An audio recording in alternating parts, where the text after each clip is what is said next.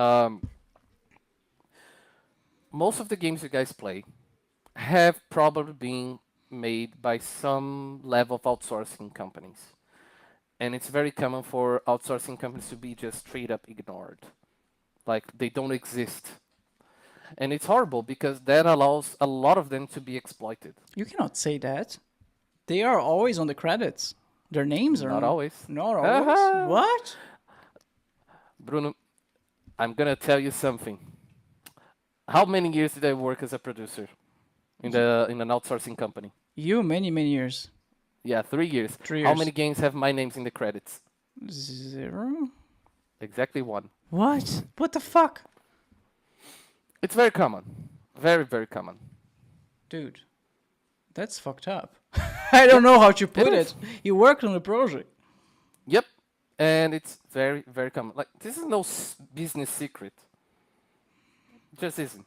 Your name likely won't be on a lot of projects because contracts say that, oh, you can't list your company there. I don't know why yet. Okay. It's something I always wanted to learn and always wanted to understand because it never made sense to me. Why not let people put their names there? Why not admit you use an outsourcing company? Like, it's not a crime. And People won't judge you worse for that. I and never heard one person judge someone worse for that. of course not. And I bet you, like the gamer, people who play the games, they most of the time they don't care how many people are in the credits. You know, they what Exactly. name is there or is missing. Like they just want to have a good experience. What costs you to put the outsource company's name in the credits? Nothing. It's just an ego thing, from what it sounds like. I don't think it's ego. Like I'm sure there must be some kind of business logic behind it. Okay. In my opinion, this is to make it clear. No one told me that. This is just how I feel. It's something that gives companies an advantage. If people don't put their names on the credits or can't list that, they can't put it on their portfolio. So basically, they're working and they can't say they worked on something. This makes it hard for them to relocate and find different jobs or possibly go up. So it's advantageous for companies to not list people on credits. I would say it's the only thing I believe that happens, but it's only my belief. There's no confirmation, nothing for, nothing against. It's how I feel. Um, if you have time later, I would recommend you check a channel called People Make Games. It's very good because their channel actually defends a lot of that. The name of the channel comes from that because they don't believe it's one person makes games. Like it's not Peter Molyneux, it's not Shigeru Miyamoto. It's people, and it's true. To make a game, you have a lot of people making games, and they So have actually a video about outsourcing companies who had to go through crunch while the original companies didn't. people make games, outsource. Let's see if I can find it. They don't have a ton of videos. If you check their video, you will find it there. Okay, is this channel People Make Games? It's that channel. Okay. You check the videos. Should it be Popular. there far down? And they do a lot of really cool investigations as well. It's a very interesting channel. I would highly recommend. Like the Neopets one is crazy, for instance. Neopets. Oh man, this bring me back in the day, back in the days.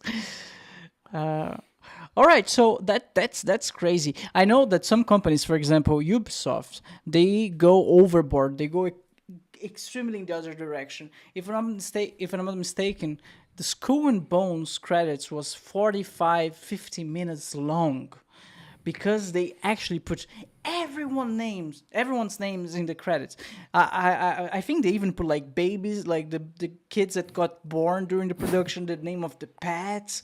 I might be going a little bit overboard, but I think it's not that. Like I think they even put like the cleaning lady name in the credit. You know. I'm not opposed to that, honestly. Yeah, but To putting people who actually work, babies, not so much, pets, not so much. yeah. But if you put everyone that work in a production, I think it's fair. Even people in the cleaning department, it's fair. They help. I'm joking about the cleaning department, but I wouldn't be surprised. That's how much people they put in the credits. That's what I meant. It would be great, honestly, if more people did that. I think it's That's something I started thinking. It should be illegal to not credit someone. I think it should be illegal in a way or another. I the more things I've been going, the more I've been thinking about using the law to push stuff like that because it's just so infuriating, you know. Yeah. Like like I said, it's 3 years. I work in a lot of projects, a lot of them, and to be on only one of them, it hurts. Thankfully, it's a great game. Like I'm not being ungrateful for that, and I know it was not my company who decided that. It's not like they said we won't put you guys in the credits. That's something they always fought for. I know that, but it's very hard for companies to allow that. I don't know why. Did you try to talk with anyone at those companies to have your name into the credits? To have your name put into the credits?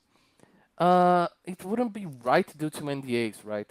So it wouldn't be. I don't know how to do that negotiation, but I would have to do against my company in a way, like in spite of my company, in spite of any document they sign, and I think that could lead to a lot of issues.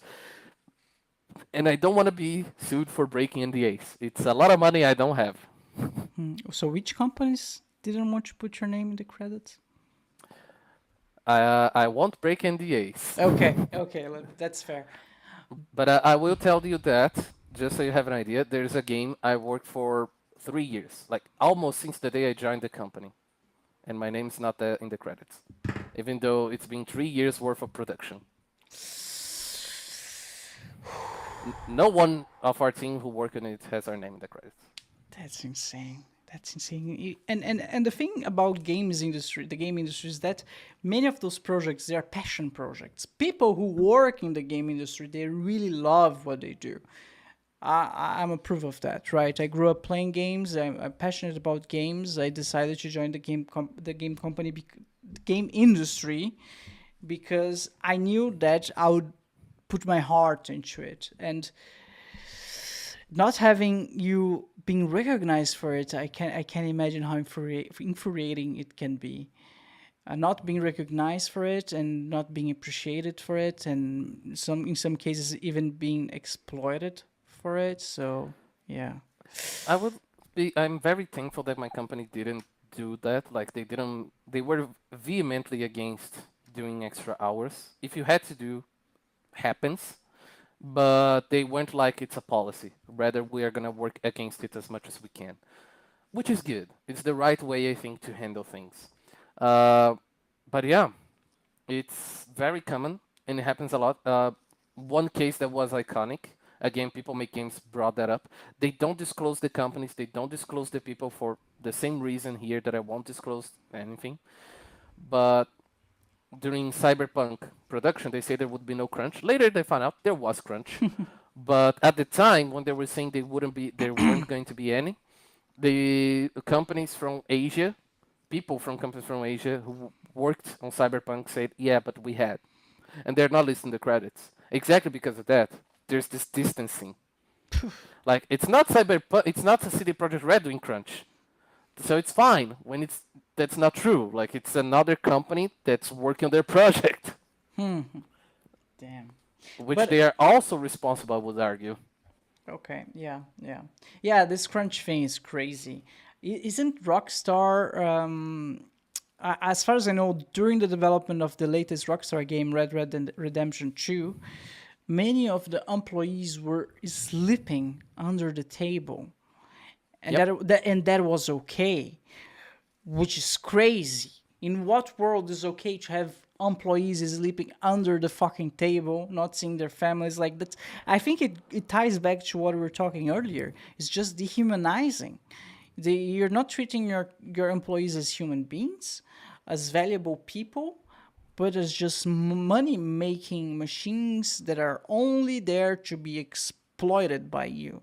And if they happens to be passionate about doing your project, they only hear they're passionate about being exploited, so let's exploit them even more. So that's the perception that I get when I hear all those stories of mass layoffs, of pushing people to the limits, having them Yep. working beyond the allowed amount of hours. Is there maximum amount of hours that you're allowed to work per month? I think there's It such law. depends. It depends. Okay. It depends on place. I know the UK, for instance, has limits on that.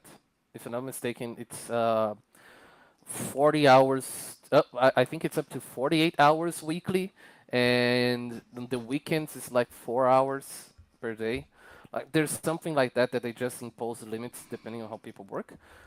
On Brazil, here, right?